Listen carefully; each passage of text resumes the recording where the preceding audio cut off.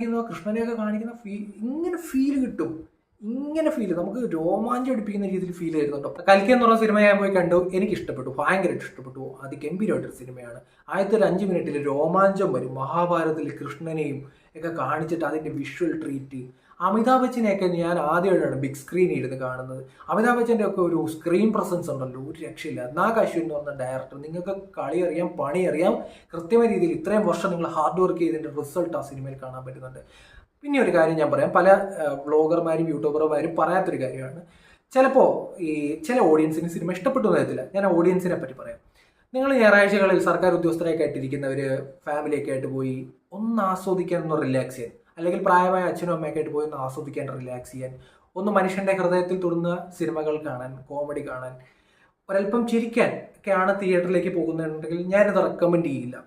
അങ്ങനെ പോയാൽ ചിലപ്പോൾ നിങ്ങൾക്ക് ഇഷ്ടപ്പെട്ടൊന്നും വരില്ല. പലർക്കും പലതരത്തിലുള്ള കാഴ്ചപ്പാടായിരിക്കും. പക്ഷേ നിങ്ങൾ തിയേറ്ററിൽ പോയി എക്സ്പീരിയൻസ് ചെയ്യാനാണ് ഉദ്ദേശിക്കുന്നതെങ്കിൽ അന്യായ എക്സ്പീരിയൻസ് വരുന്നൊരു കിട്ടില പടമാണ്. അന്യായ എക്സ്പീരിയൻസ്. ഈ സിനിമ കണ്ടത് ബിഗ് സ്ക്രീനിലാണ്.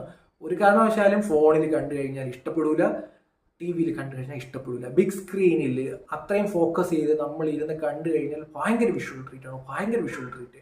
ഇതിനകത്ത് VFX എന്ന് പറഞ്ഞാലുണ്ടല്ലോ, അന്യായ VFX. 600 കോടിയുടെ പടമാണെന്നാണ് പറയുന്നത്. 600 കോടിയിൽ ഒരു 50 പൈസ പോലും വെറുതെ പോയിട്ടില്ല. കൃത്യമായ രീതിയിൽ ആ പടം പണിയെടുത്ത് വെച്ചിരിക്കുക. എന്ത് രസമാണെന്ന് അറിയാം.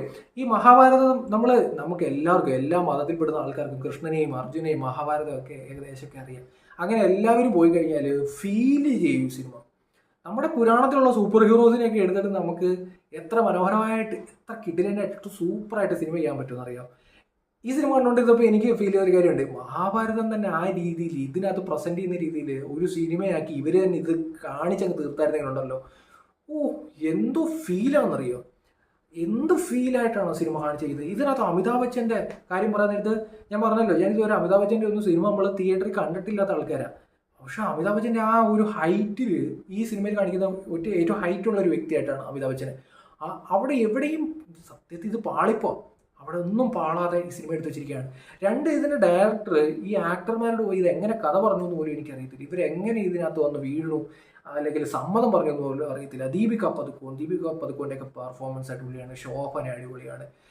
അങ്ങനെ അന്നാബെന്നുണ്ട് നമ്മുടെ. അങ്ങനെ കുറേ ആൾക്കാർ എല്ലാവരും കൂടെ ചേർന്ന് ഗംഭീരമായിട്ട് ഇത് മഹാഭാരതം എടുത്ത് വെച്ചിട്ട് ഫ്യൂച്ചറും കൂടെ വെച്ചിട്ട് ഇങ്ങനെ കണക്ട് ചെയ്തിട്ട്, നമ്മുടെ ഇന്ത്യയിൽ ഇതുപോലുള്ള പടങ്ങളൊന്നും വന്നിട്ടില്ല എന്നുള്ളതാണ് സത്യം. പക്ഷേ ഇതുപോലെ പടങ്ങൾ ചെയ്യുമ്പോൾ ഉള്ള റിസ്ക് ഉണ്ടല്ലോ, ആ റിസ്ക് ഒക്കെ കൃത്യമായി പക്കായിട്ട് ഈ സിനിമ എടുത്ത് വെച്ചിരിക്കുകയാണ്.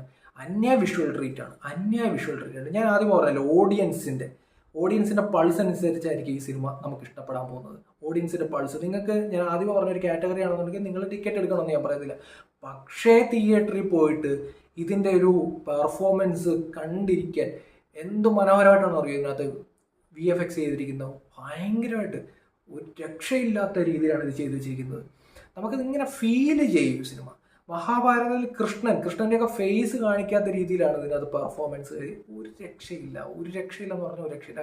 ക്ലൈമാക്സിലേക്ക് വരാൻ നേരത്തും ഒരു സീനുണ്ട്. അതുപോലെ കമലഹാസന്റെ ലാസ്റ്റ് ക്ലൈമാക്സ്, അതുപോലെ തന്നെ കമലഹാസന്റെ പെർഫോമൻസ്, സൗണ്ട് മോഡുലേഷൻ ഗംഭീരമാണ്.